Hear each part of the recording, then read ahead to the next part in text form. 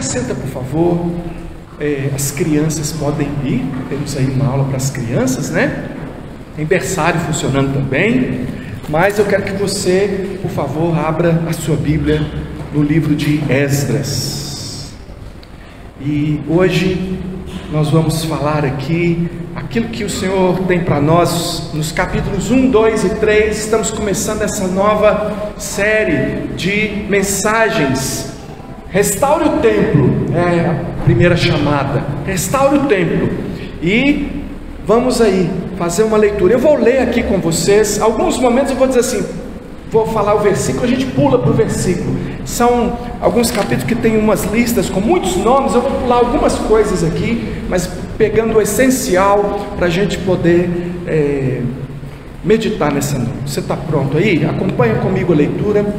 Livro de Esdras, capítulo 1, a partir do verso 1, diz assim: no primeiro ano de Ciro, rei da Pérsia, para que se cumprisse a palavra do Senhor por boca de Jeremias, despertou o Senhor o espírito de Ciro, rei da Pérsia, o qual fez passar pregão por todo o seu reino, como também por escrito, dizendo: assim diz Ciro, o rei da Pérsia: o Senhor Deus dos céus me deu todos os reinos da terra e me encarregou de lhe edificar uma casa em Jerusalém de Judá.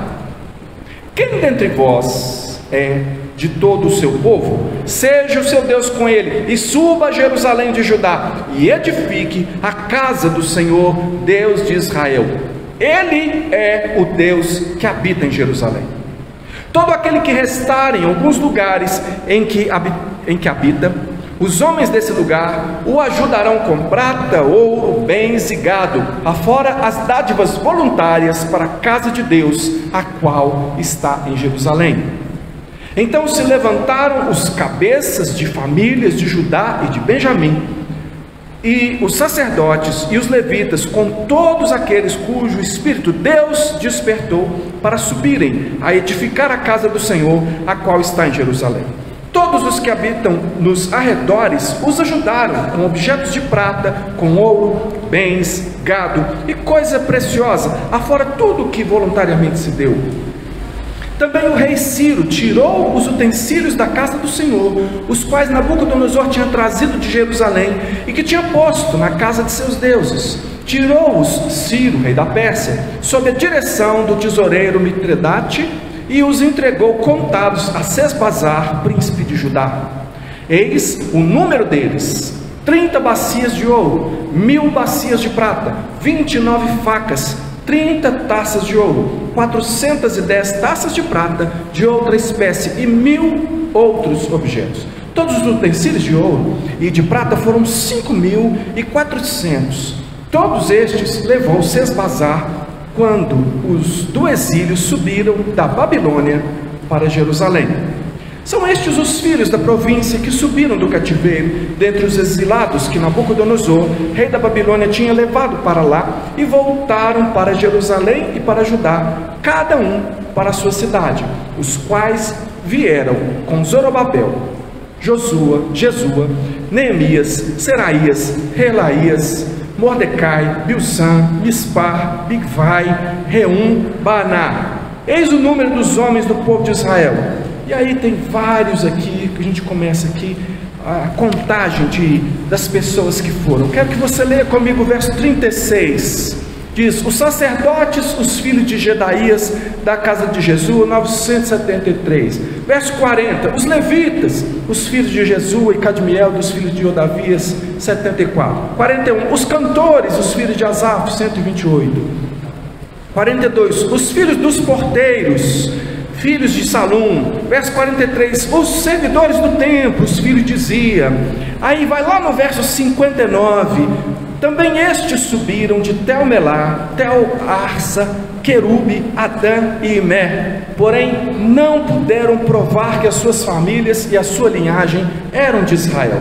Os filhos de Delaías, os filhos de Tobias. Aí vai o pessoal aqui que não conseguiu provar. E aí o verso 62 diz: estes procuraram seu registro nos livros genealógicos, porém não acharam, pelo que foram tidos por imundos para o sacerdócio. O governador disse que não comessem das coisas sagradas até que se levantasse um sacerdote com Urim e Tumim. Depois eu vou explicar para vocês esse Urim e Tumim aí. Verso 68. Alguns dos cabeças das famílias, vindo à casa do Senhor, a qual está em Jerusalém, deram voluntárias ofertas para a casa de Deus, para a restaurarem no seu lugar, segundo os seus recursos. Deram para o tesouro da obra em ouro 61.000 dáricos, e em prata 5.000 arratéis, 100 vestes sacerdotais. Aí, verso 70, os sacerdotes, os levitas e alguns do povo, tanto os cantores como os porteiros, os servidores do templo, habitaram nas suas cidades, como também todo Israel. Capítulo 3 agora. Em chegando o 7º mês, e estando os filhos de Israel já nas cidades, ajuntou-se o povo como um só homem em Jerusalém. Levantou-se Jesua, filho de Josadaque, e seus irmãos sacerdotes, e Zorobabel, filho de Sealtiel, e seus irmãos, e edificaram o altar do Deus de Israel.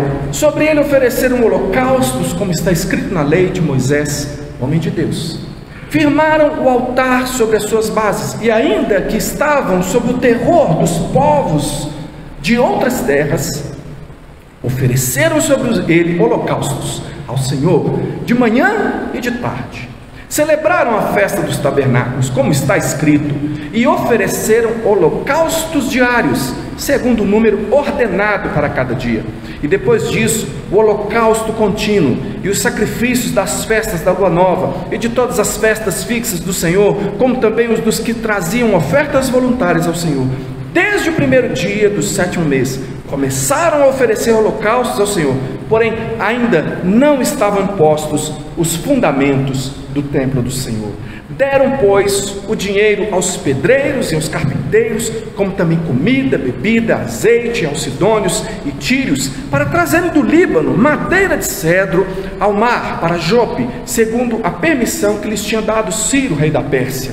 No 2º ano da sua vinda à casa de Deus em Jerusalém, no 2º mês, Zorobabel, filho de Sealtiel, e Jesua, filho de Josadaque, e os outros seus irmãos sacerdotes e levitas, e todos que vieram do cativeiro a Jerusalém, começaram a obra da casa do Senhor, e constituíram levitas da idade de 20 anos para cima, para superintenderem. Então se apresentaram Jesua com os seus filhos e os seus irmãos, Cadmiel e seus filhos, os filhos de Judá, para juntamente vigiarem os que faziam a obra da casa de Deus, bem como os filhos de Enadade, seus filhos e seus irmãos, os levitas. Quando os edificadores lançaram os alicerces do templo do Senhor, apresentaram-se os sacerdotes paramentados e com trombetas, e os levitas, filhos de Asaf, com símbolos, para louvarem o Senhor, segundo as determinações de Davi, rei de Israel. Cantavam alternadamente, louvando e rendendo graças ao Senhor com estas palavras: Ele é bom, porque a sua misericórdia dura para sempre sobre Israel. E todo o povo jubilou com altas vozes, louvando ao Senhor por terem lançado os alicerces da sua casa. Porém, muitos dos sacerdotes e levitas e cabeças de famílias, já idosos, que viram a primeira casa, choraram em alta voz quando à sua vista foram lançados os alicerces da casa. Muitos, no entanto, levantaram as vozes com gritos de alegria, de maneira que não podiam discernir as vozes de alegria das vozes de choro do povo, pois o povo jubilava com tão grandes gritos que as vozes se ouviram de muito longe. Ufa, que leitura longa, né? Essa aqui foi longa. Mas você se lembra do Salmo 137 que nós lemos no começo do culto?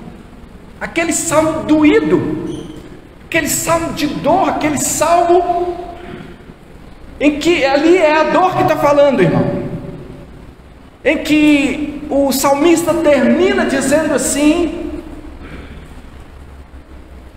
filha de Babilônia, que há de ser devastada, Bem-aventurado aquele, ou feliz aquele, que der com os seus filhos nas pedras, ou seja, pegar os seus filhos e jogar contra as pedras. A gente fica até assustado com uma coisa dessa. Mas, irmãos, o que o povo de Israel viveu, especialmente aquele povo ali de Judá, no tempo do cativeiro da Babilônia, quando a Babilônia entrou pelos portões de Jerusalém, foi pior do que o que o salmista está pedindo para aqueles que ele considerava inimigos do povo de Deus.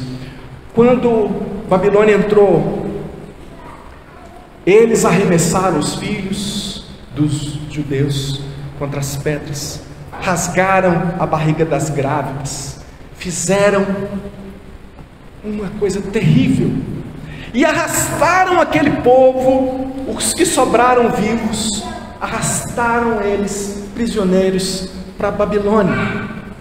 E aí você pergunta, por que tanto sofrimento?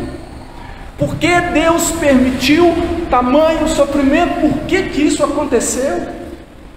E a resposta, irmão, está na palavra do Senhor, através do profeta Jeremias. Se você conhecer a história do profeta Jeremias, o profeta Jeremias é aquele que profetizou, chamando o povo de Deus ao arrependimento, e eles não se arrependeram, chamando esse povo, dizendo: Babilônia vai entrar aqui, Babilônia, por causa da maldade de vocês, porque vocês não se arrependem diante do Senhor, Babilônia vai arrebentar com esses portões, Babilônia vai entrar dentro dessa cidade, e Babilônia vai acabar com o nosso povo. E eles, que nada, quando é que Babilônia vai entrar aqui? Afinal de contas, aqui está o templo do Senhor, Deus mora aqui, você não sabe não? Passa lá, o endereço é ali, ó, o André de Melo Castro, 69, Deus mora lá, Deus está conosco, nada vai nos acontecer. E o profeta está dizendo: vai sim, porque vocês têm sido rebeldes contra o Senhor, e o Senhor disse como é que ele vai tratar a rebeldia, e ele já mandou avisar, mas eles não deram por nada. Joga no poço aí, maltrata ele aí. Foi a vida de Jeremias. E aí, por que tanto sofrimento, irmão? Lamentações de Jeremias 3,39 diz: por que pois se queixa o homem vivente? E você sabe que eu não estou aqui contando historinha para você ficar sabendo das coisas do passado, que eu estou trazendo para você e eu podemos refletir a respeito da nossa vida. A pergunta que vem para responder por que tanto sofrimento, talvez você está se perguntando: por que tanto sofrimento na minha vida? Por que eu tenho enfrentado tantos sofrimentos? E aqui o profeta diz assim: por que se queixa o homem vivente? Queixe-se cada um dos seus próprios pecados, esquadrinhemos os nossos caminhos, provemo-los e voltemos para o Senhor. Levantemos o coração juntamente com as mãos para o Deus dos céus, dizendo: nós prevaricamos e fomos rebeldes, e tu não nos perdoaste. E você ainda pode replicar, né? Mas Deus não é um Deus que fez tantas promessas para o povo de Israel. Onde estão as promessas para o povo de Israel? Onde estão as promessas para o povo de Deus? Talvez você esteja perguntando: onde estão as promessas que Deus fez para a minha própria vida? Onde estão essas promessas? Irmão, é para a gente pensar na nossa vida, é para a gente pensar na nossa igreja. E o Senhor nos deu assim essa palavra ainda antes de terminar o ano passado, e uma palavra para passar por todo o ano de 2022. A palavra que Ele nos deu foi restauração. Nós começamos a clamar ao Senhor: Senhor, nós conhecemos as Tuas promessas, Senhor, restaura a nossa vida. Começamos a falar com Deus de restauração. Sobre o que é que Deus começou a falar com a gente? Santificação. Vocês estão querendo restauração? Eu estou pronto para restaurar, mas vocês estão prontos para se santificar?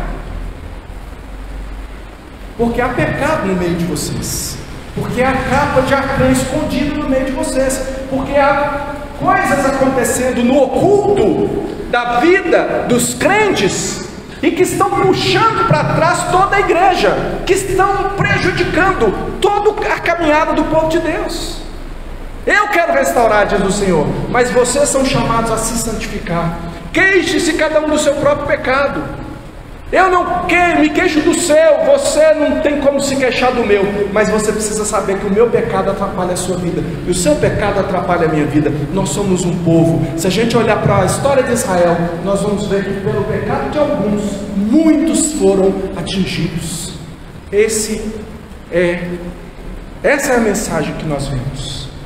E aí você conhece a história de Israel, não é? Os patriarcas ali com aquelas promessas, Abraão, Isaac, Jacó, aí descem para o Egito e lá eles são escravizados. Mas o Senhor envia Moisés, que liberta o povo de lá, vem para entrar na terra prometida. Em pouco tempo estariam na terra prometida, mas aquele povo era duro de coração e ranzinza, e não aceitava as ordens do Senhor. O Senhor disse: entra. Aí, vou mandar espias, vamos dar uma olhada. Eu acho que não vai dar não, eu acho que não é bem assim do jeito que Deus está falando não. Aí Deus fala: não é assim do jeito que eu estou falando não, então agora eu falo o seguinte: vocês vão para o deserto, vai todo mundo para o deserto, vai ficar lá 40 anos. Essa geração aí que chorou, dizendo que se a gente for fazer isso, vamos morrer nós e os nossos filhos. Pois eu vou dizer uma coisa: vocês vão morrer no deserto. Agora os filhos de vocês que vocês disseram que iam morrer, ou que iam ser escravos dos inimigos, os seus filhos vão entrar. Rebeldia, povo, irmão, crente é um troço difícil. Você não sabia disso não? Rebeldia, queixe-se cada um do seu próprio pecado. Aí vão lá, aí depois passa toda aquela geração, entra o povo na terra prometida com Josué. Entraram lá. Enquanto esteve vivo Josué e os líderes que eram da idade de Josué, o povo andou na presença do Senhor. Morreu Josué, morreu aquela geração. O que é que os filhos fizeram? Livro de Juízes. Livro de Juízes eu falei igual o jornal Super, sabe? Que jornal, esses jornal aí que só tem sangue, se você torcer assim, pinga. O livro de Juízes, na Bíblia não é assim. É mais nojento do que muita coisa que a gente vê aí, nojento. Tem cada coisa terrível. Por quê? O refrão lá no livro de Juízes é que o povo de Deus resolveu fazer o que dava na telha deles, e cada um fazia o que melhor se parecia. Sabe o que acontece quando a igreja começa a fazer só aquilo que dá na vontade? Sabe quando a gente que é crente começa a abandonar o que Deus manda a gente fazer e começa a fazer o que dá na cabeça? Livro de Juízes você vai ver o que acontece. E aí você vai ver esse povo com altos e baixos. Aí vem os reis. O povo pede um rei. Deus dá a eles Saul, contrariado, mas dá a eles um rei, segundo o coração deles. Um rei que não foi bom para Israel. Mas depois deu Davi, fez promessas a Davi, de que sempre haveria alguém que ia sentar-se no trono de Davi. O trono de Davi não ia mais ser passado para outra dinastia, ali permaneceria até o fim. Mas vem ali Salomão, depois começam aqueles reis, né? Altos e baixos. Na hora que vinha um rei bom, que servia o Senhor, o povo servia o Senhor também. Depois vinha um rei ruim e o povo se debandava. E aí vinham os inimigos e altos e baixos, altos e baixos, altos e baixos. Se você, irmão, ler do começo da Bíblia até aqui Esdras e Neemias e Esther, você vai ver o que o povo estava fazendo. E se você ler no paralelo os profetas, você vai ver o que Deus estava falando enquanto o povo estava desviando o caminho dele. Deus sempre falou, Deus sempre foi lá, Deus sempre chamou o povo a atenção, mas o povo não quis. 722 anos antes de Cristo veio uma potência chamada Assíria e arrebentou com o reino do norte. Naquela altura eles já estavam até separados. Tinha o reino do norte com 10 tribos de Israel e o reino do sul com 2. Veio a Assíria, arrebentou, levou cativo todo mundo para a Síria. Eles de lá nunca voltaram. Voltou, arrebentou com tudo. Os judeus, Judá e Benjamim, aqueles que ainda estavam mais assim firmes com o Senhor, viram tudo aquilo acontecer. Consertaram por acaso o coração deles? Buscaram por acaso o Senhor? Se firmaram no Senhor e corrigiram os seus caminhos? Não. Então até que vem 586 a.C., vem Babilônia e arrebenta com tudo. Você sabe por que Babilônia vem? Babilônia é sinônimo do mundo. Presta atenção nisso aqui. Babilônia vem de Babel, primeira rebelião contra Deus, gera Babilônia, que é um sistema que é contrário a Deus, que você vê até no livro de Apocalipse. Babilônia é o sistema do mundo. É quando o crente resolve que estar no mundo é melhor. É quando o crente começa a ficar com um pé no mundo, um pé na igreja. E aí Deus diz assim: você está com idolatria na sua vida? Você tem hora que você está na igreja, tem hora que você está buscando as coisas do mundo? Pô, vai então logo. E aí, se você não quer servir a Deus com fidelidade, ninguém pode servir a dois senhores, ou há de servir a um e aborrecer ao outro, ou vice-versa. Não tem esse negócio com Deus. Então, foi o povo entregue à Babilônia. Vocês gostam de ídolo? Vou mandar vocês. O Senhor fez com eles. Foi o Senhor que fez. Vou mandar para vocês para um lugar onde o lugar mais idólatra que existe nesse planeta, o reino mais idólatra, que melhor serve a Satanás nesse planeta. Vou colocar vocês lá. Vocês estão querendo isso? Vocês não querem me servir, não? Vocês não querem me obedecer, não? Então, vou fazer a vontade de vocês. Não, como eu sou um pai bom, né? Eu vou deixar vocês fazer o que vocês estão querendo. Vou dar a vocês tudo que vocês querem. Vocês querem estar debaixo do inimigo, do tacão do inimigo. Pois eu deixo, vão lá. E assim vem. Irmãos, esse texto que eu vou ler aqui para você, que está no final de 2 Crônicas, e parece que Esdras escreveu, é bem possível que ele tenha escrito 1 e 2 Crônicas e tenha escrito tanto Esdras como Neemias. Esdras e Neemias, na organização dos livros lá judaicos, é um livro só, Esdras e Neemias, e nós vamos pegar os dois aqui agora, nesses dias para frente aí. Olha só como que Deus descreve o que aconteceu com o povo de Israel. Está em 2 Crônicas 36, a partir do verso 15. O Senhor Deus de seus pais, começando de madrugada, não é do meio-dia não, começando cedo, falou-lhes por intermédio de seus mensageiros, porque se compadecera do seu povo e da sua própria morada, se compadecia do povo e não queria a destruição do templo, a sua morada, o templo.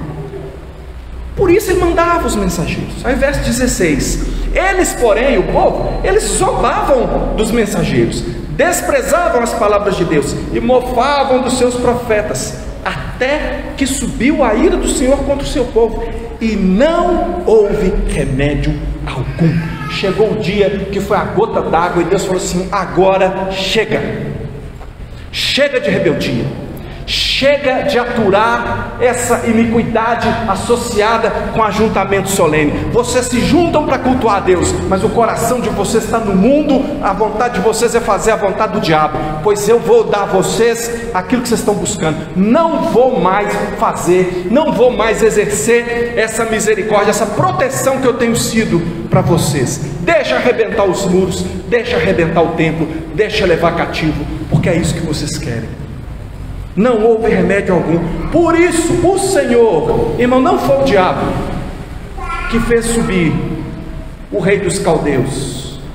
Aqui está dizendo: por isso o Senhor fez subir contra ele o rei dos caldeus, que é Babilônia, o qual matou os seus jovens à espada na casa do seu santuário, e não teve piedade nem dos jovens, nem das donzelas, nem dos velhos, nem dos mais avançados em idade. A todos os deu nas suas mãos.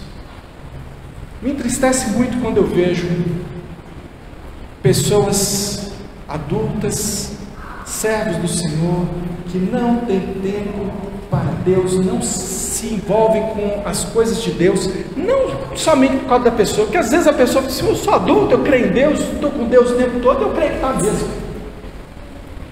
Mas quando fala aqui que não teve dó dos filhos, das donzelas, e os seus filhos? Você acha que o seu filho vai aprender a servir a Deus? Com quem? Com quem? Se ele não vê Jesus na sua vida, será que ele vai ver na vida do vizinho? Será?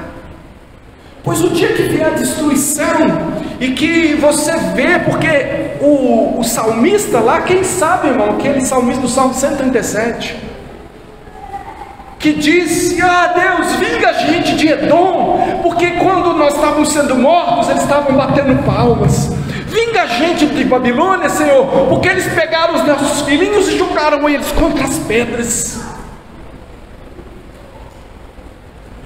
Por causa do seu filho. Quando você deu o seu filho nas mãos do diabo, porque você não amou o Senhor e não ensinou seu filho a amar o Senhor, porque você achou que a religião ia te guardar, porque você é crente mesmo de igreja, você vai chorar, não vai pendurar, e o mundo quer, faz uma dancinha aí, dança aí para nós, curte aí, vamos lá. Mas vocês não têm alegre? Não tinha música lá em Israel, não, e você lá preso em Babilônia. Irmão, Deus é sério. Brinca com Deus, irmão. Não brinca com a vida, não brinca com seus filhos, não brinca com o futuro da sua casa, não brinca, irmão. Seja sério, amadureça, seja gente, seja adulto, seja uma pessoa que parou de mamar. Seja um adulto, assuma as responsabilidades. O povo não assumia, eles mangavam dos profetas. Isso nada, não vai acontecer não, porque nós somos crentes presbiterianos, nossa doutrina é maravilhosa, que nós somos, é nada, irmão. Se você não estiver aos pés do Senhor Jesus, você não é nada. Você pode ser o que for, você pode ter o título que for, se você não estiver aos pés do Senhor Jesus, se você não estiver buscando o Senhor Deus, você será atingido, a sua casa. Sabe quando está chovendo, igual está chovendo agora? Estava chovendo na Bahia, a gente estava assim, você viu lá na Bahia? Nós estamos cuidando da nossa vida. Aí de repente a chuva chega aqui, a gente começa a ficar mais assustado, e se cair a casa do vizinho, você vai falar o quê? Graças a Deus, irmãos, tive um livramento. Mas por quê, irmão? Porque caiu a casa do vizinho, não caiu a minha. Fala a verdade, irmão, para com isso. Para com isso. A casa do vizinho tem que quebrantar o seu coração, tem que quebrantar o nosso coração. Quando você olha para um banco vazio, você se lembra de um irmão que sentava aqui e que hoje está com a vida destruída, que está nas mãos do diabo. Você devia chorar, não devia achar que você é mais crente e falar assim, que bom que não foi comigo. Nós temos que chorar, irmãos, pendurar nossas, não é pendurar chuteira não, pendurar as nossas harpas, como dizia o salmista do Salmo 137. Mas a pergunta que eu preciso fazer agora, diante de tanto sofrimento, tanta dor, tanta palavra dura, será que pode haver esperança para quem está destruído? Para um povo destruído? Talvez você está destruído, está se vendo destruído. Fala, Senhor, o templo aqui está destruído, a minha vida foi destruída, eu fui alcançado pelo mal. Quando caiu o paredão, caiu em cima de mim.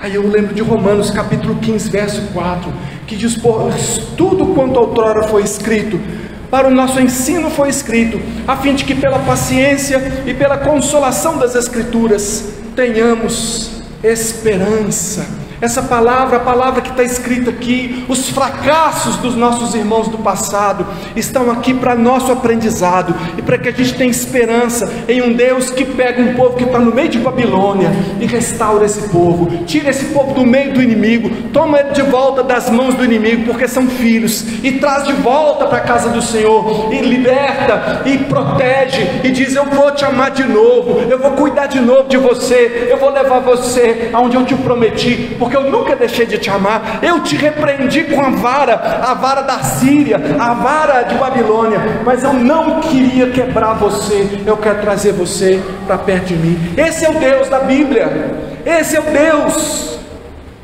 E nós precisamos pensar como é que está a nossa igreja. Nós temos que pensar, por que chegou a esse ponto de esfriamento? Talvez você, irmão, está aí frio, distante do Senhor, não consegue orar, não consegue buscar Deus. Por que chegou esse esfriamento aí? Por que o inimigo tem alcançado e tomado tantas coisas preciosas de você? Por quê? Por que pessoas têm sido tiradas da presença de Deus na nossa frente? Gente que nós amamos. Por que isso tem acontecido? São pessoas que estão agora em Babilônia de novo, no mundo. Diz um ditado aí que o inteligente aprende com os próprios erros, mas que o sábio aprende com os erros dos outros. Nós precisamos ser sábios nessa hora, vendo tantos erros ao nosso redor. corrigir a nossa vida, corrigir a nossa vida. De Deus não se zomba, irmãos, mas o que foi escrito aqui foi escrito para nos dar esperança. Então, o destino de Israel e de Judá foi o que está escrito em 2 Crônicas 36, 19 a 23, foi isso que aconteceu lá. Queimaram a casa de Deus, derribaram os muros de Jerusalém, todos os seus palácios queimaram, destruíram também todos os seus preciosos objetos. Os que escaparam da espada, esse levou para a Babilônia, onde se tornaram seus servos e os seus filhos até o tempo do reino da Pérsia, para que se cumprisse a palavra do Senhor por boca de Jeremias, até que a terra se agradasse. Presta atenção nisso aqui, olha, até que a terra se agradasse dos seus sábados. O que é isso? Até que a terra se agradasse dos seus sábados. Todos os dias da desolação repousou, até que os 70 anos se cumpriram. Sabe qual é o problema muitas vezes na vida da gente? O problema não é quando você reconhece que não está servindo ao Senhor como deveria. O problema é quando você acha que está servindo a Deus muito bem. Aí começa o problema. Sabe o que Israel fazia? Deus deu uma ordem para Israel desde quando tirou eles do Egito e deu a ele, está lá no Pentateuco, as ordens, as leis de Deus. Havia uma lei em Israel, além da lei do sábado, que é o dia de descanso, o dia do Senhor, uma lei do sábado de 7 anos, que era o descanso da terra. Deus disse para eles: olha, deixa eu falar para vocês, eu sou o Deus que dá chuva, eu sou o Deus que dá alimento, eu cuido de vocês, vocês precisam aprender a depender de mim. Vocês vão fazer o seguinte: 6 anos vocês vão cultivar a terra, mas o 7º ano vocês não vão cultivar, vocês vão comer o que a terra naturalmente deve. Não preocupa não, eu vou cuidar de vocês. Vocês acham que algum ano o povo de Israel fez isso? Alguma vez eles fizeram isso? Eles nunca fizeram isso. E foi passando. E sabe qual é o problema? É que às vezes tem um pecado na vida da pessoa e parece que não está, sabe? Não está acontecendo nada. A pessoa fala assim: Deus está de boa comigo, porque aquela coisa, Deus não é tão rigoroso assim. Deus, aquilo ali está indo. E não está. E não se sabe como é que Deus fez as contas de quantos anos o povo ia passar lá em Babilônia, que Deus faz conta. Ele falou assim: deixa eu falar para vocês, quanto tempo vocês vão passar em Babilônia? Vocês vão passar lá em Babilônia, presos lá, ao mesmo tempo que vocês negaram o sábado da terra. Fiz as contas aqui, dá 70 anos. 70 anos vocês não vão trabalhar a terra. Vocês não vão estar nem na terra, vocês vão estar presos. Irmão, você brinca com Deus desse? Você brinca. Você acha que Deus não está vendo? Irmão, é igual criança dentro de casa. Às vezes você passa lá, o vaso está quebrado, a bola está do lado. Você olha para o menino e fala: o que aconteceu aqui? Ele fala: não sei. E ele acha que o pai e a mãe falam assim: mas o que será mesmo, né? Gente, que enigma! Gente, isso aí tem que chamar o FBI para investigar. Você acha que Deus não está vendo? Ele não está entendendo. Só porque não puniu você, só porque não agiu com dureza na sua vida, quer dizer que Deus está levando a boa. Irmão,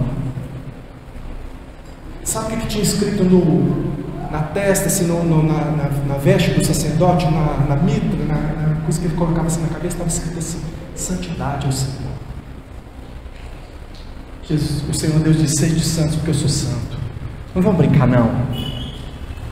Aí você fala: mas eu não consigo ser santo. Ele falou assim: então se quebranta diante de mim, reconhece a sua necessidade, pede ajuda, pede perdão e pede que eu dê a você do meu espírito, para que você tenha força espiritual para fazer o que eu estou mandando você fazer. Agora, ficar escondendo, tentar esconder pecado, nunca vai levar você a bom lugar, só vai levar você prisioneiro para a Babilônia. Então Deus vê a nossa negligência, mas a minha pergunta era: mas pode ter esperança? Porém, no 1º ano de Ciro, rei da Pérsia, para que se cumprisse a palavra do Senhor por boca de Jeremias, despertou o Senhor o espírito de Ciro, Irmão, Ciro não era um crente. O Ciro, rei da Pérsia, não era um crente. Ciro estava com o governo do mundo. Ele sabia que Deus tinha dado a ele esse poder. Ele não era crente, mas Deus, irmãos, quando Ele quer restaurar, quando Ele quer abençoar, às vezes Ele usa até o ímpio. Às vezes Ele usa quem Ele quer. Ele pegou lá um Ciro, que não era alguém que temia o Senhor, e fez ele temer o Senhor.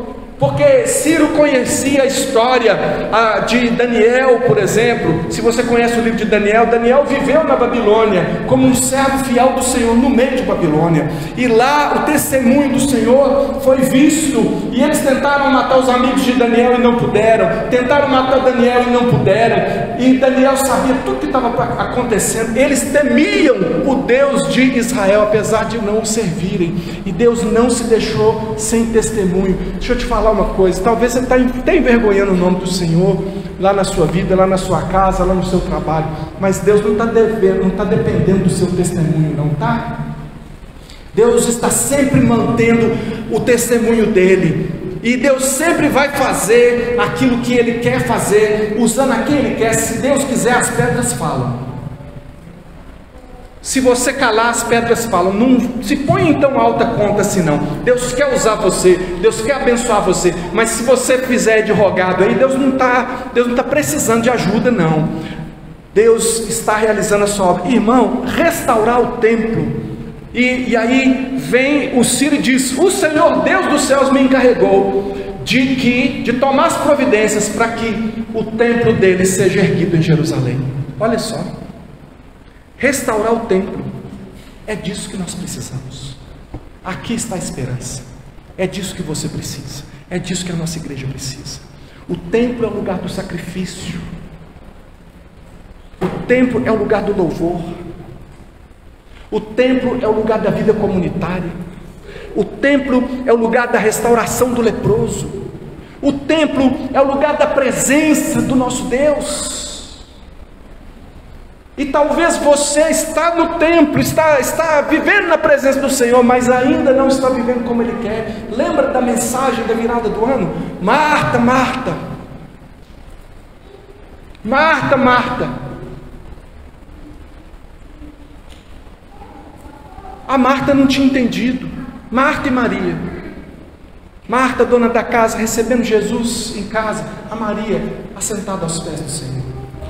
Marta correndo para lá e para cá. Marta agitava-se com muitas coisas. Chega para Jesus, Marta quer corrigir até Jesus. Tem crente assim: Jesus, o Senhor não faz nada, minha vida não muda, tal coisa não acontece, não sei o que. Ah, Senhor. E Deus está falando: Marta, Marta, Enoque, Enoque, você se preocupa com muitas coisas, só uma é necessária. A uma que é necessária é Maria. A única que precisa mesmo, a única coisa, estar aos pés do Senhor. Irmãos, a nossa vida é uma vida de paz quando nós estamos na presença de Deus, aos pés do Senhor. Você só tem paz se você tiver fé em Deus, se você tiver fé em Jesus, se você tiver uma fé não no poder de Jesus. Até o diabo conhece o poder de Jesus. O que nós temos conhecido é o amor de Jesus. Nós temos que ter fé no caráter de Jesus, no caráter amoroso, para a gente poder descansar nele e saber que Ele tem cuidado de nós. E é isso que nós precisamos, irmãos. A restauração, você lembra? Acontece aos pés do Senhor Jesus. Como é que Ciro chegou a essa conclusão, irmão? Como eu disse, o testemunho estava lá. Daniel, se você lembra do livro de Daniel, tem um momento que Daniel está lendo a Bíblia, tá? Está lendo Jeremias. E Daniel entendeu, lendo Jeremias, Jeremias profetizou, são 70 anos e já deu tempo, já contou 70 anos, como é que vai ser isso? Daniel vai para a presença do Senhor em oração, e aí ele começa a clamar: Senhor, me dá entendimento, o que é que está acontecendo, o que é que o Senhor vai fazer agora, como é que vai ser a restauração do nosso povo? E ele começa a clamar, e ele parou de comer, começou a clamar ao Senhor, ficou 21 dias orando, comendo só o básico, sem comer nada, só legumes ali, comendo ali pouca coisa, mas buscando o Senhor 21 dias. No 21º dia chega um anjo. O anjo chega e fala assim: Daniel, homem muito amado, Desde o momento que você começou a orar, saiu a ordem, e eu vi, mas o príncipe da Pérsia está falando de demônios, está falando da oposição do maligno. Falou, o príncipe da Pérsia me resistiu até agora, e até que veio Miguel, vosso príncipe, está contando a batalha, e me ajudou, e eu passei, e eu estou aqui, eu não vou deixar de declarar o que Deus falou. Deixa eu te contar uma coisa, eu sei que na hora que eu voltar, eu vou pegar o príncipe da Grécia, que eu estou sabendo que vem aí, e o pau vai quebrar, mas eu vou falar para você, tudo quanto o Senhor, Deus, me mandou falar para você. Irmão, restauração envolve batalha espiritual, envolve uma guerra, irmão. Se você vai, você fala, não, irmão, você está pegando o Velho Testamento lá, querendo transpor agora, tal. Vai para Efésios, vai ler lá Efésios, como é que são as coisas. Lá em Efésios você vê tratado a queda do ser humano, como é que a gente está caído e como Deus restaura. Lá você vê a batalha que Jesus venceu por nós na cruz. Lá você vê como que é a batalha espiritual por causa do trabalho, por causa da família. Lê Efésios, você vai ver como é que a guerra acontece. E tem gente apanhando, tem crente apanhando, não sabe de quem está apanhando. A família está toda uma bagunça, a vida está toda uma bagunça, ele nem sabe o que está acontecendo com ele, porque ele não entende que a coisa é séria, que existe uma batalha, que existe uma luta espiritual, que é grande e que é preciso ir para os pés do Senhor.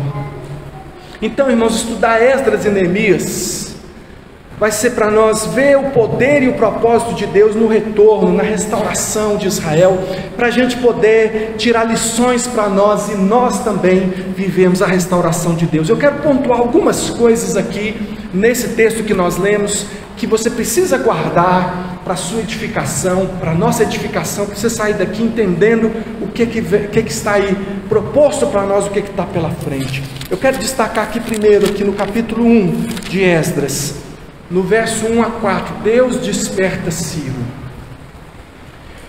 para dizer para você, que não há impedimentos no mundo, não há ninguém que possa impedir o agir de Deus. É plano de Deus restaurar, Ele usa quem quer. Se você não sabe, Ciro foi profetizado por Isaías. Isaías mencionou o nome dele centenas de anos antes dele nascer. Ninguém nem sabia que Babilônia ia vencer a Síria, ia assumir o poder, a hegemonia na geopolítica mundial, e Isaías já tinha o nome do rei que ia ser usado por Deus para restaurar Israel. Deus não está brincando, a história está toda nas mãos de Deus. Essa história que você está preocupado aí, de política mundial, política partidária, está tudo na mão de Deus. O Senhor Deus, Ele está conduzindo o seu povo, tá bom? Se você confiar no Senhor, o resto é resto. Deus está fazendo isso. Deus, olha, no verso 5 a 11, o que eu vejo aí? Deus despertou Ciro, mas Deus também desperta o seu povo. Ele nunca deixa de falar com seus filhos, e Ele está falando conosco hoje a respeito de restauração. O Senhor despertou Ciro, mas despertou o seu povo, e mais, se você pega o capítulo 2, de 1 a 2, você vai ver Deus despertando líderes escolhidos, porque começa por alguém. Deus levanta alguém e desperta e põe nele o seu espírito, e é ali que começa a obra do Senhor. E alguém começa a se levantar e dizer: Deus vai restaurar, Deus tem planos a nosso respeito, a mão do Senhor não está encolhida para que não possa salvar, o Senhor é o mesmo ontem e hoje será eternamente, os propósitos de Deus são eternos. Eu já li a Bíblia, eu sei como termina, e é nisso que eu creio, é por isso que eu estou vivendo. E aí começa o Senhor a levantar os líderes, que aqui você tem o governador Zorobabel, que é o mesmo Sesbazar que você vê em cima. Sesbazar era o nome babilônico dele. Deus levanta Zorobabel como governador, levanta Josua, que é o Josué. Lá em Ageu ele é tratado como Josué, aqui Josua, é o mesmo homem. Deus levanta um sumo sacerdote. Deus levanta também líderes fortes, outros líderes. Você tem lá Neemias, Seraías. Esse Neemias aqui não é o Neemias do livro Neemias não, tá? É outro. Tem Neemias, Seraías, Relaías, um monte de nome, que Mordecai, que não é o lado da Esther, mas é outro Mordecai. Deus levanta, irmão. É Deus quem faz. Você está entendendo? Você está entendendo que Deus é quem age? Isso tem que dar esperança para nós, irmão. Quando a gente está tudo quebrado, sem força nenhuma, olhando para as circunstâncias, falando assim: o que será de mim? O que será de mim? Nada. O Senhor Deus está agindo. O Senhor Deus é um Deus vivo. O Senhor Deus está batalhando pela sua igreja. Edificarei a minha igreja e as portas do inferno não prevalecerão contra ela. Você está achando que depende de você? Depende do Senhor. O Senhor Deus está agindo. Você pode estar rindo ou chorando, mas Deus está agindo. Deus está agindo. Deus está sempre agindo. É isso que eu vejo Ele levantando. E Ele levantando um grande povo, do verso 3 até o verso 35. E eu lembro do que está em Apocalipse. Lá em Apocalipse há uma pergunta: estes que estão vindo aí, essa grande multidão que não se pode contar, quem são, de onde vêm? Uma multidão que não se podia contar.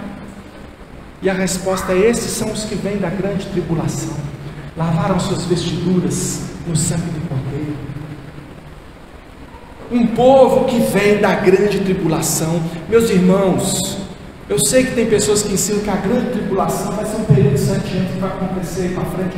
Escuta aqui, seu pastor, não é assim não. Nós já estamos vivendo a grande tribulação. A grande tribulação, os números em Apocalipse são simbólicos, irmãos. Nós já estamos vivendo os últimos dias, nós já estamos vivendo a grande tribulação, nós já estamos passando por perseguição. Os apóstolos disseram que os anticristos estavam aí desde o começo lá. Os apóstolos estavam escrevendo, dizendo que os anticristos já estão aí. Os anticristos têm se levantado. É claro, vai se levantar um último anticristo. É claro que essa perseguição vai se intensificar. A igreja vai passar por maiores perseguições do que está passando agora. Mas eu afirmo para você que há uma grande multidão que Deus está salvando, que há um grande povo que Deus está chamando para a salvação, que o Senhor Deus é quem garante, Ele é quem escreveu, que há uma grande multidão sendo resgatada, e eu confio na obra dele. Ele está agindo para salvar. Quando eu estou quebrado, quando eu estou triste, quando eu estou sem força, existe um Deus que está agindo, e Ele vai. E aí eu vejo aqui que Deus levantou Ciro, aí levantou os líderes, e aí levantou um grande povo para voltar. Olha, no meio do povo tinha vários outros líderes, não é? Você lembra? Verso 36 fala de sacerdotes, verso 40 fala de levitas, verso 41 fala de cantores, verso 42 fala de porteiros, verso 43 fala de servidores do templo, e verso 59 a 63 fala de gente que não podia ter carro, porque não foi comprovado que eles eram do povo de Israel, até que se levantasse um sumo sacerdote com Urim e Tumim. O que é esse negócio de Urim e Tumim? O que é isso?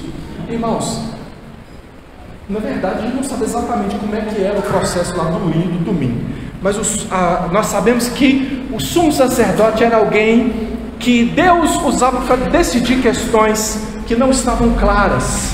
O povo não sabia o que era, e o Senhor dava a ele clareza, e ele dizia: apesar que o seu nome não está aqui registrado na linhagem de Israel, o Senhor me deu clareza e certeza de que você pertence ao povo de Deus. Então você pode comer da comida sagrada, você pode participar do culto no templo. Meus irmãos, isso não é a nossa história, não? Quantos aqui que nasceram e foram criados na igreja? É a minoria. Nós não éramos povo. O Senhor Deus, Ele diz: mas eu tenho amado você, eu escolhi você. Você pode se assentar na minha mesa, você pode exercer liderança no meio do meu povo. O Senhor Deus faz isso, irmãos. Eu vejo o Senhor fazendo isso. E aí lá no verso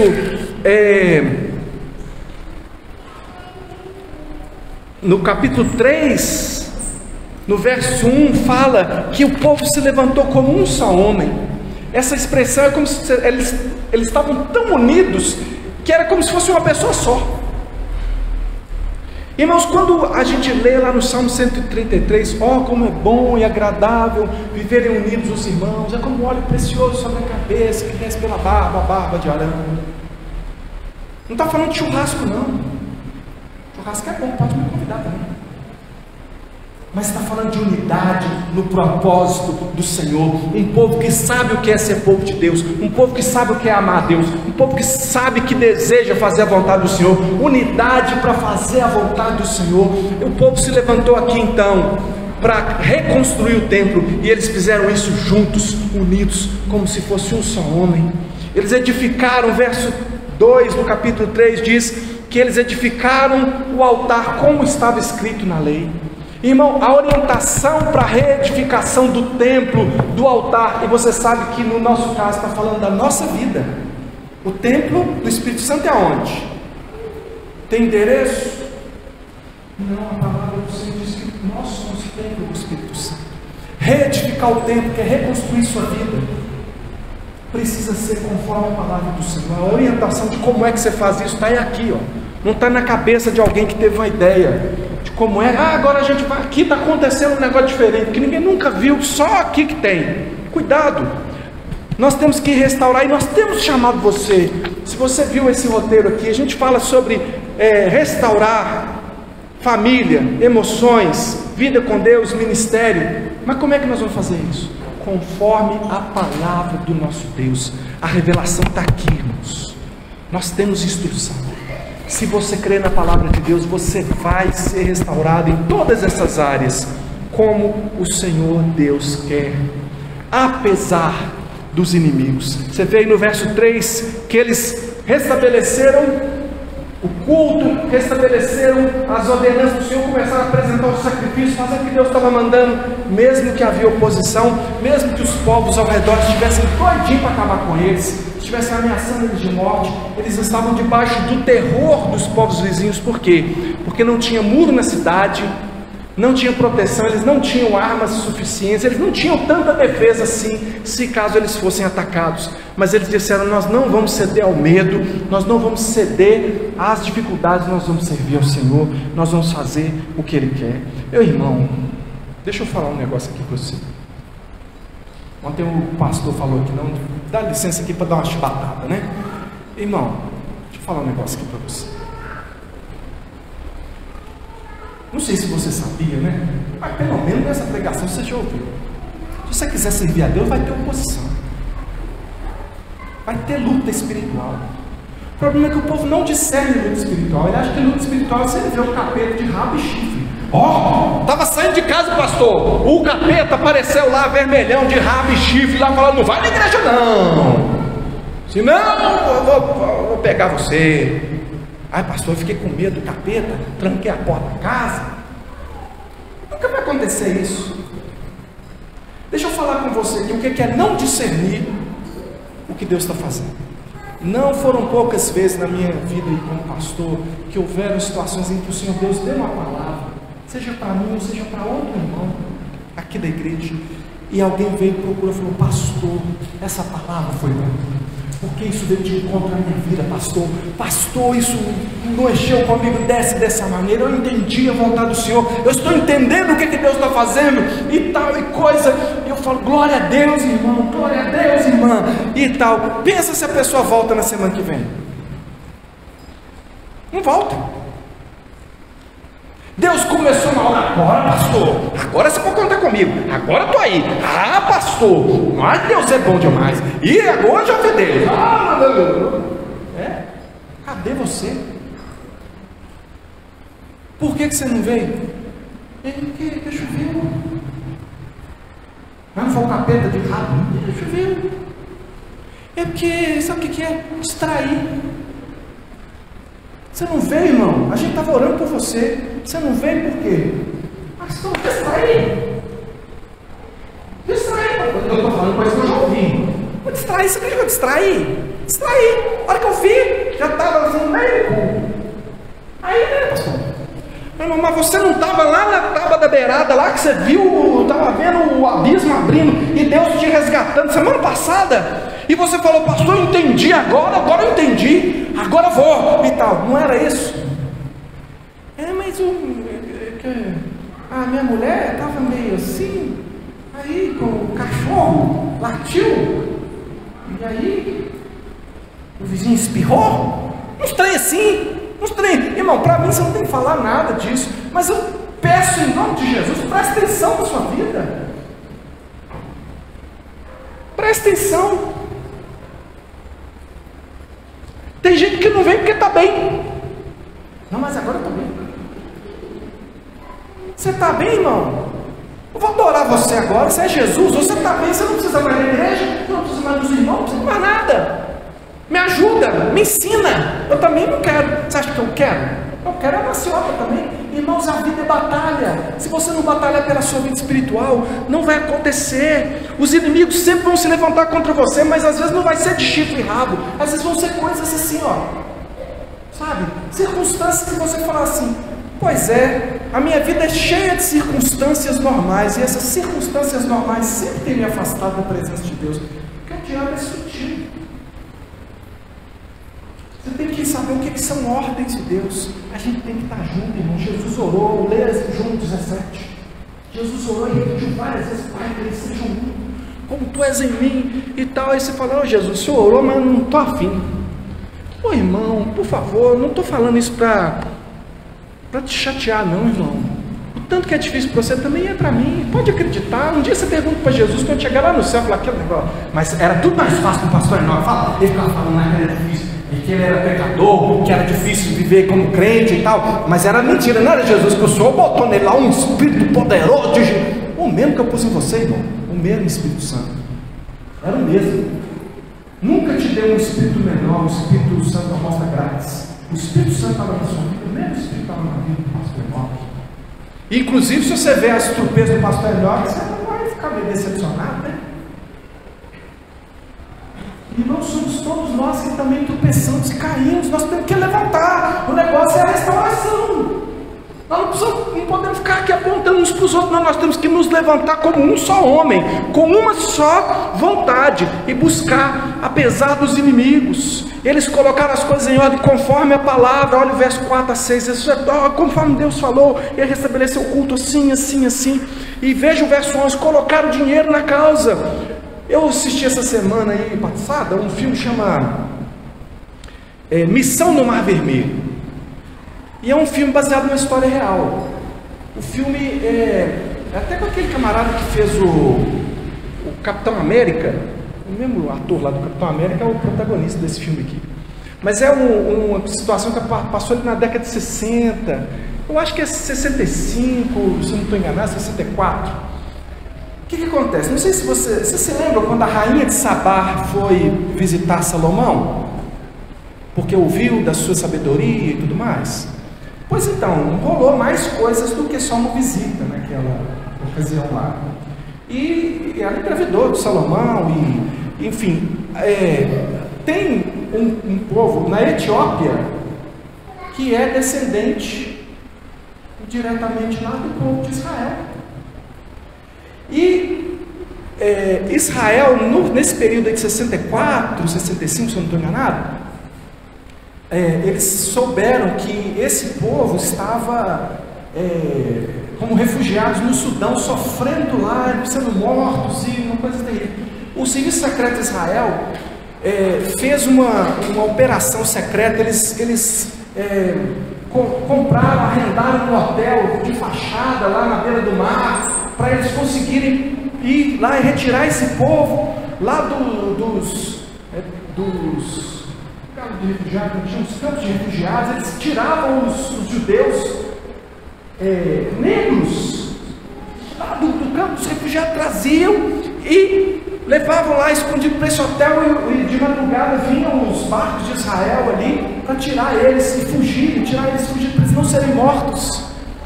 O governo de Israel gastou muito dinheiro para salvar, e eu fiquei pensando, gente, como é que você salva alguém sem empenhar dinheiro também? Como é que você livra alguém? Irmãos, como é que nós vamos fazer? Nós também temos agentes secretos. A gente ajuda missionários que as pessoas não podem saber o que eles estão fazendo lá, não. Tem lugar aí que se souber vão ser perseguidos. Tem missionários que se souber onde que eles estão vão ser mortos. E eles estão lá para salvar pessoas, tirar os nossos irmãos, tirar do mundo, tirar. Irmãos, nós estamos aqui no Brasil, a gente sabe qual que é a luta que nós estamos passando aqui, a luta que a gente tem para manter essa porta aberta, para continuar pregando o Evangelho. Irmão, a gente tem que pôr dinheiro sim. Eu ponho, você também põe. Nós não podemos achar que é de brisa, não. Às vezes vai custar a sua vida, mas deixa eu te falar um negócio. O melhor de tudo é estar na presença do Senhor. Até falei para vocês aqui, eu nunca fui tão feliz assalariado como um pastor, fazendo a vontade de Deus, meu salário lá, muito mais feliz do que quando eu era empresário. Eu tinha altos planos, eu achava que eu ia ficar rico, que eu ia ganhar dinheiro. Irmão, o bom é fazer a vontade de Deus. Nunca o dinheiro pode governar a sua vida, irmão. Não deixa o dinheiro mandar em você, não se apega ao dinheiro, não fica com medo. A gente investe sim na obra do Senhor. E lá, o que você vê aqui no verso 7 do capítulo 3, eles colocaram lá, segundo as suas posses, eles investiram para que aquele templo fosse restaurado. Para terminar, o que Deus fez durante o cativeiro? Esse tempo que o povo ficou lá em Babilônia, o que Deus fez? Tirou a idolatria do meio de Israel. Enquanto o povo viveu na terra prometida, muitas vezes eles recorreram aos ídolos. Quando Deus colocou eles lá no meio da Babilônia, que era pura idolatria, mas como escravos, eles falaram: Deus, a partir de agora nós queremos só o Senhor, queremos mais ídolo, não quero saber de ídolo, não quero saber dos outros deuses, não. A idolatria, quando Israel voltou, eles largaram a idolatria, que você vê nos livros todos aqui, Israel sempre bandeando para a idolatria. Deus quer tirar a idolatria do seu coração, quer tirar a idolatria. Você está se apegando a algumas coisas aí, que não é para se apegar. Deixa Deus tratar você. Se você ainda está em Babilônia e Deus quer restaurar, você sabe disso. Ele quer tirar a idolatria. Pare de confiar em si mesmo, pare de confiar no dinheiro, pare de confiar em pessoas, pare de confiar no mundo, pare de confiar em política, pare de confiar nas coisas humanas. Comece a depositar totalmente a sua confiança em Deus, e você vai ver que Deus é um Deus que sempre está agindo, sempre está agindo. No finalzinho aqui você vê que ficou dividido, no meio daquela festa. Eu queria que os presbíteros já viessem aqui à frente, por favor. Nós já vamos passar a ceia do Senhor. No meio daquela reedificação, os irmãos do louvor também podem vir.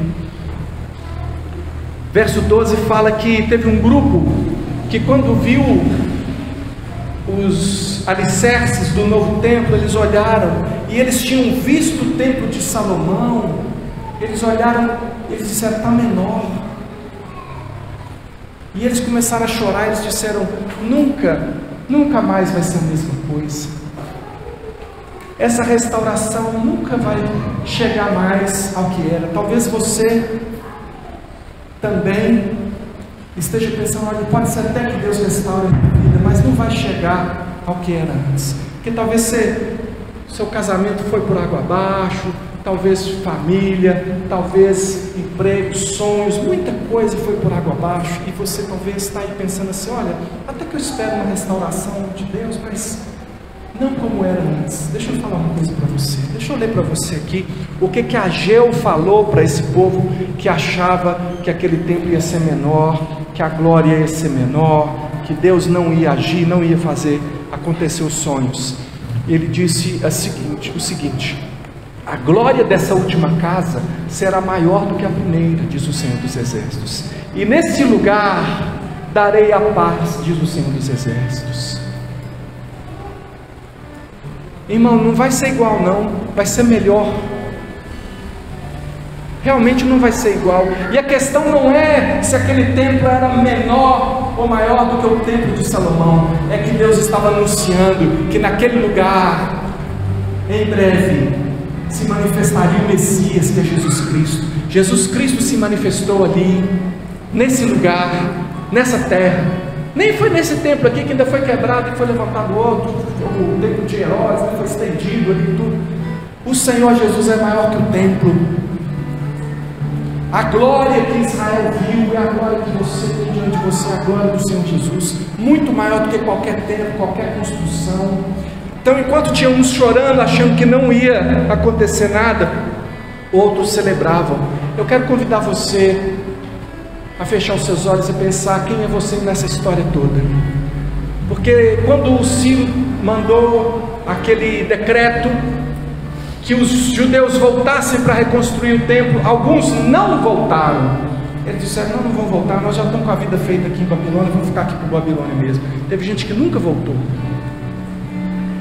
Teve gente que voltou, mas não se ocupou de fazer, de trabalhar na reconstrução.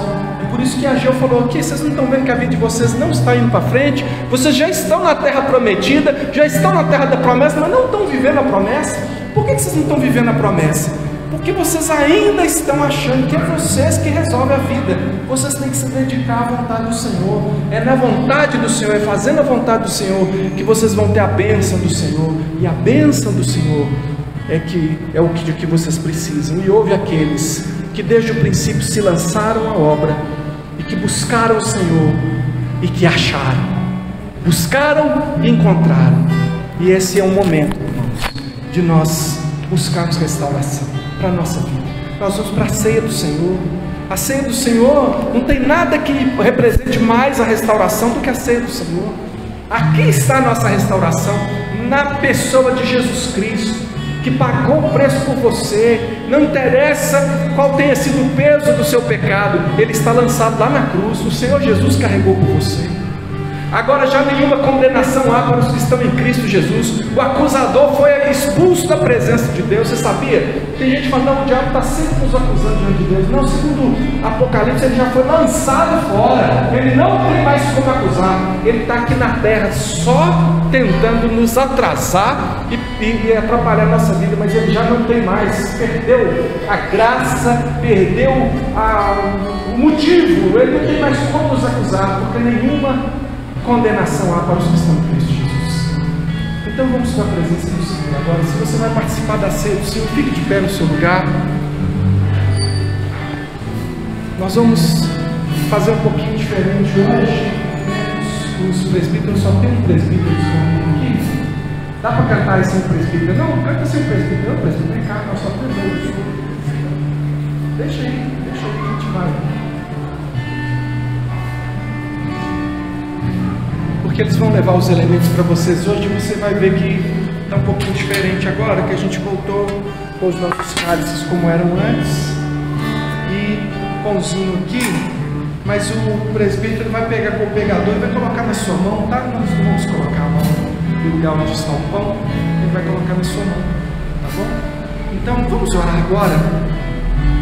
Senhor Jesus, nós clamamos pela restauração das nossas vidas, e nós te agradecemos por ver como o Senhor se empenha na restauração do templo. Nós somos o templo, Senhor, precisamos de restauração. Cada um de nós aqui, conhecendo sua própria vida, sabe do que precisa e busca do Senhor. Às vezes não sabe do que precisa, mas clama ao Senhor: Deus, vem sobre a minha vida, restaura a minha vida, restaura a minha sorte como as torrentes no Negev. Obrigado pela promessa de que as lágrimas, elas vão dar lugar à alegria, que quem sai andando e chorando enquanto semeia voltará com júbilo trazendo seus feixes, que há libertação em Cristo Jesus. Obrigado pelo perdão dos nossos pecados. Prepara-nos para esse momento tão importante, tão solene, Senhor, em nome de Jesus.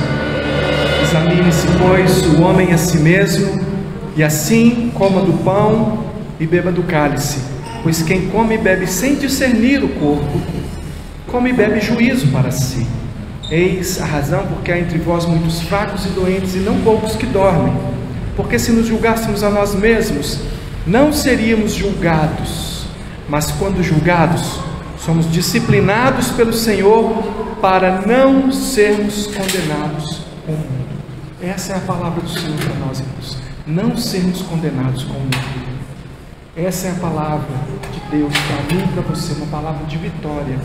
Examine-se a si mesmo, se arrependa dos pecados, peça perdão e saiba que Deus está atribuindo a você a justiça de Cristo, e é por isso que você pode participar da ceia do Senhor. Vamos tomar, vamos comer e beber para a glória do nosso Deus.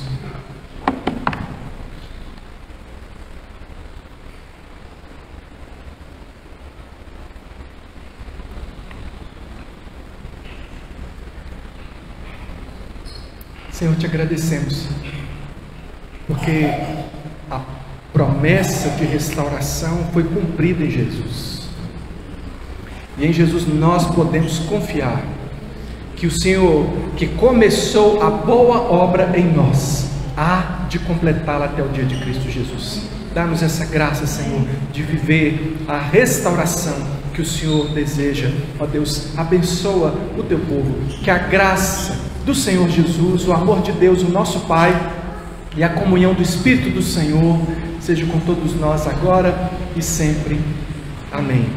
Deixa eu só te contar uma coisa aqui, irmão. Olha, a gente está fazendo 50 anos como igreja neste ano, não é? E nós vamos ter uma semana especial de comemoração do dia 13 ao dia 20 de fevereiro. Fevereiro, que é o nosso mês de aniversário. Portanto, se prepare. Nessa semana não vão haver encontros de pequeno grupo, porque nós vamos ter cultos todos os dias aqui. E vão ser cultos tão bacanas, tão edificantes, porque vão estar presentes aqui conosco igrejas que têm muito a ver com a história da nossa igreja. Nós vamos ter aqui pastores com seus conselhos e equipe de louvor da terceira igreja, que é a igreja que plantou a nona igreja, e de igrejas que a nona igreja plantou, como Céu Azul, Aliança Eterna, Aliança, Igreja Presbiteriana da Paz. Nós vamos ter aqui muita gente boa aqui ministrando. A gente vai reviver muito da nossa história. Creio que vai ser um tempo de muita edificação. Então coloca lá essa data. Vai ser uma semana de conferência assim, abençoada, tá bom? Vai registrando aí para a gente estar junto. Deus abençoe você. Quintas-feiras estamos tendo ministrações muito abençoadas aqui. Que Deus te abençoe, uma semana cheia de Deus.